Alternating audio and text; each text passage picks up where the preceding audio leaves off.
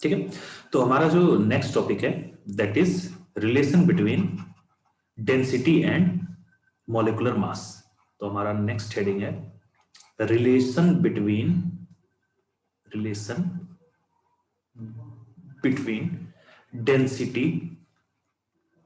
Density and molecular mass.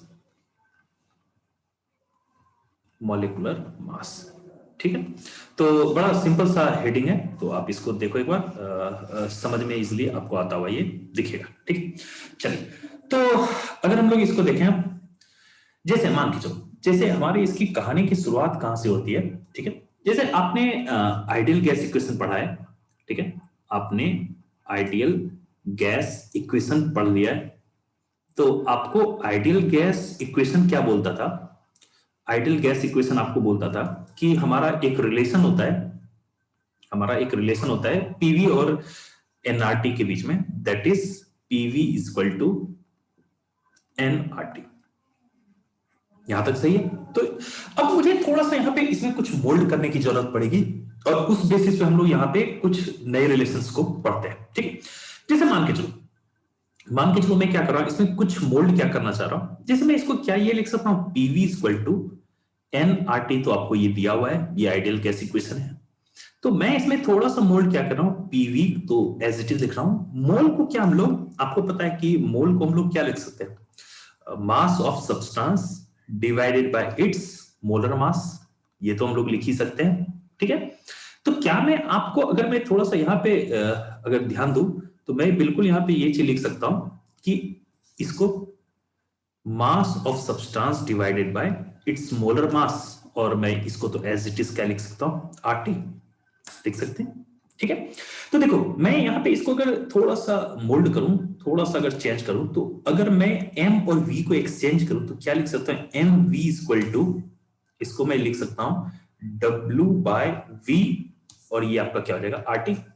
w by v RT लिख सकते हैं यहां तक, और कुछ इसमें तो ज्यादा नई बात आपको दिखेगी नहीं। लेकिन आप एक चीज देखो, मैं आपको एक चीज अगर थोड़ा सा रिलेट कर दूं, स्टार्ट कर दूं बताना, तो हमने एक टर्म पढ़ा था अगेन, डेंसिटी। याद है, आपने एक डेंसिटी टर्म पढ़ा था। डेंसिटी क्या होता है, मास डिवाइडेड बाय वॉल्यूम।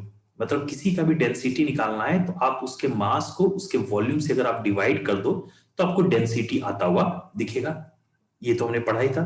ठीक है, तो अगर मैं इसको यहां पे थोड़ा सा मोल्ड करके लिखूं, तो क्या मैं ये लिख सकता हूं, क्या P M is equal to mass per unit volume, क्या ये आपको डेंसिटी हो जाएगा? तो इसको हम लिख सकते हैं डी आर टी। तो ये आपको क्या हुआ, किसी गैस में मॉलिक्यूलर मास और उसके डेंसिटी के बीच में रिलेशन। यहां तक सही है? तो इसको अब एक चीज, इसके इस फॉर्म से भी ज्यादा जो इंपॉर्टेंट आपको फॉर्म देखने की जरूरत होती है, जो आपको ध्यान रखने की जरूरत होती है, that is density is equal to P M divided by R T. Density is equal to P M divided by R T. बोलो ये आपको एक इंपॉर्टेंट रिलेशन क्यों है? क्योंकि इसके बेस पे 2-3 क्वेश्चन आप लोग को प्रीवियस ईयर में पूछे गए, तो आप थोड़ा सा इसको ध्यान रखना। अच्छा, मैं अगर आप इसको याद रखने का देखोगे तो मैं आप लोग को एक तरीका भी बताया था याद करने का, डीआरटी पीएम है, तो इसको आप लिख सकते हो डर्टी पीएम। इस नाम से भी आप इसको रिकॉल कर सकते हो। ठीक ना, तो अदरवाइज मत लेना, पर समझने का एक ट्रिक है, इसको हम लोग किस तरीके से लिख सकते हैं, डर्टी पीएम। तो इस हिसाब से हम लोग इसको याद कर सकते हैं। ठीक है, तो ये मोल्ड देखना, ये आपके लिए एक इंपॉर्टेंट रिलेशन होता हुआ यहाँ पे आपको दिखता है। ठीक है, तो देखो अब काम की बातें क्या है ना, कि आपको इस पे क्वेश्चन क्या क्या बनते हैं। तो देखो एक चीज तो आपको डेंसिटी आपको कैलकुलेट करने के लिए दे सकता है। आपको पहला क्वेश्चन क्या बन सकता है, डेंसिटी का एग्जैक्ट वैल्यू कैलकुलेट करने के लिए दे सकता है। तो अगर डेंसिटी आपको अगर एग्जैक्ट वैल्यू कैलकुलेट करने के लिए अगर आपको दे, तो क्या आप वहां पे लिख सकते हो? तो डेंसिटी अगर कैलकुलेट करने के लिए देगा तो आपको पता क्या होना चाहिए, आपको वहां पे प्रेशर पता होना चाहिए, आपको जिस गैस का डेंसिटी निकालना है उसका मोलर मास पता होना चाहिए, मोलर मास पता होना चाहिए जिसको हम लोग एमसी डिनोट करते हैं, और किस टेम्परेचर पे हम लोग डेंसिटी कैलकुलेट कर रहे हैं वो चाहिए इन केल्विन में। तो उस बेसिस पे अगर हम लोग ये फॉर्मूला अप्लाई करें तो डेंसिटी का फॉर्मूला क्या आ जाएगा, P M divided by R T. और आर का वैल्यू तो आपको पता है, ये हम लोग बहुत सारे डिटेल में डिस्कस कर चुके हैं कि आर हम लोग क्या लेते हैं, वो डिपेंडिंग अपॉन द यूनिट आपको वो चेंज होता हुआ दिखता है। यहां तक सही है? चलिए, अगर यहां तक सही है, इस पे दूसरा क्वेश्चन जो बनता है डेंसिटी का, ये सबसे क्रूशियल बनता है। दैट इज, आपको डिफरेंट कंडीशन दे देंगे डेंसिटी के लिए, आपको बहुत सारे डिफरेंट डिफरेंट कंडीशन देंगे और उसमें बोलेंगे कि किस कंडीशन में कोई भी पर्टिकुलर गैस का डेंसिटी ज्यादा होता है। जैसे मान के चलो कोई भी for any particular gas, for any particular gas, ध्यान से सुनते चलना, फॉर एनी पर्टिकुलर गैस। तो अगर मैं कोई भी एक पर्टिकुलर गैस को ऑब्जर्व करूं तो आप शायद एग्री करोगे कि उसका मॉलिक्यूलर मास क्या होगा, सेम होगा। तो मैं अगर डेंसिटी को यहां पे डिनोट करूं, डेंसिटी को अगर मैं यहां पे लिखूं तो क्या मैं लिख सकता हूं d is equal to pm divided by RT। ध्यान से ऑब्जर्व करने चल रहा, ठीक है। तो अगर किसी एक पर्टिकुलर गैस, मान के चलो हमने ऑक्सीजन गैस के लिया, तो ऑक्सीजन गैस का मॉलिक्यूलर मास कितना हो जाएगा, O2 गैस का 32 हो जाएगा। तो ऑक्सीजन गैस के लिए मॉलिक्यूलर मास तो हमेशा क्या होगा, आपको सेम ही होगा। तो अगर कोई पर्टिकुलर गैस के लिए आप अगर देखोगे m कांस्टेंट होगा, r तो वैल्यू कांस्टेंट होता ही है, तो क्या मैं यहां से बोल सकता हूं कि डेंसिटी किसके प्रोपोर्शनल होगा, आपको p/t के रेशियो के प्रोपोर्शनल होगा। जिस केस में p/t का रेशियो ज्यादा, उस केस में डेंसिटी भी ज्यादा। समझ सकते हो? तो ये एक टर्म्स आपको ध्यान रखने की जरूरत है, क्योंकि यहां से आपको क्वेश्चन बनते हुए कभी कभी दिखते हैं। तो मैं यहां से लिख रहा हूं कि फॉर अ पर्टिकुलर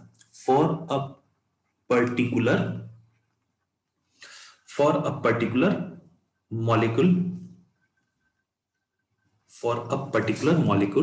ठीक है, इस केस में for a particular molecular density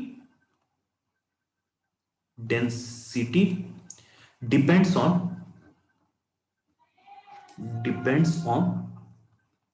the ratio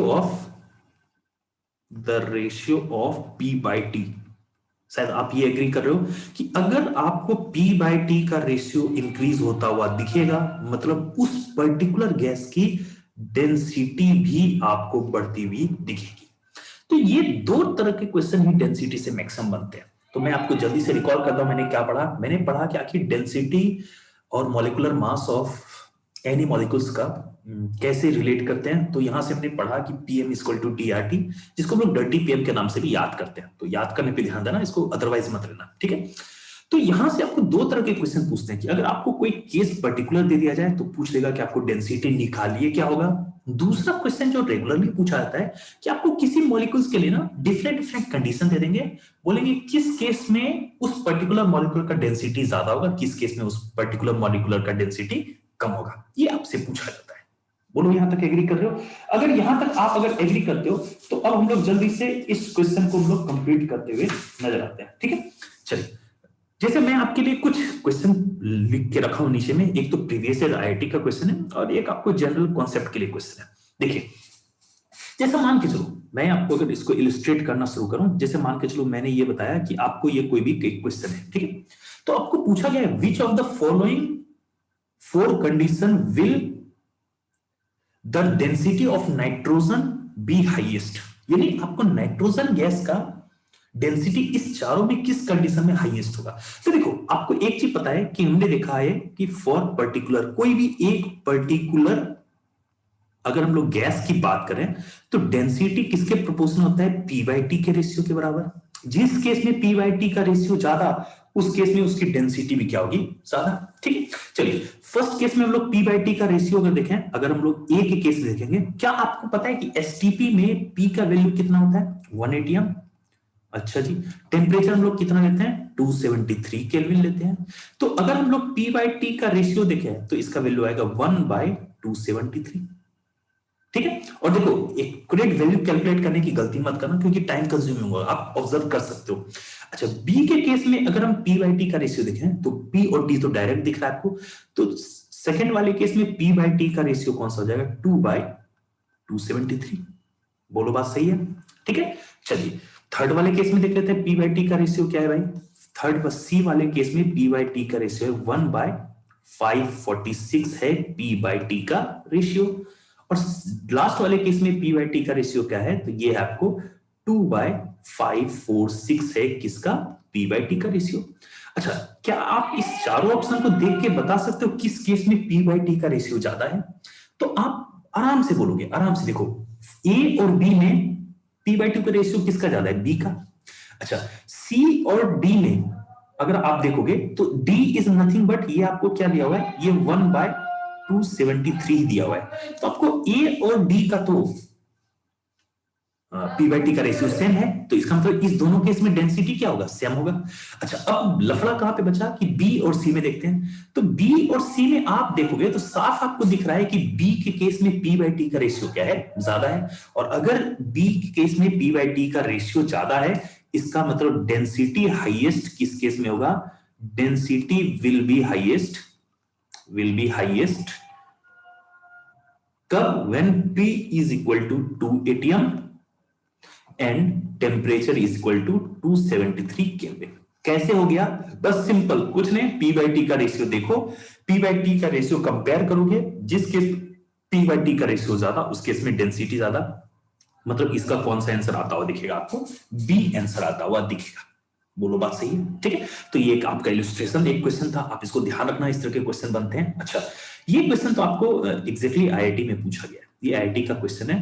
ठीक है, सेम क्वेश्चन देखो, क्या आप एग्री कर रहे हो कि आपको कोई पर्टिकुलर गैस के बारे में पूछा गया है? हाँ भाई, किस गैस के बारे में पूछा गया? आपको नियॉन गैस का डेंसिटी पूछा गया है।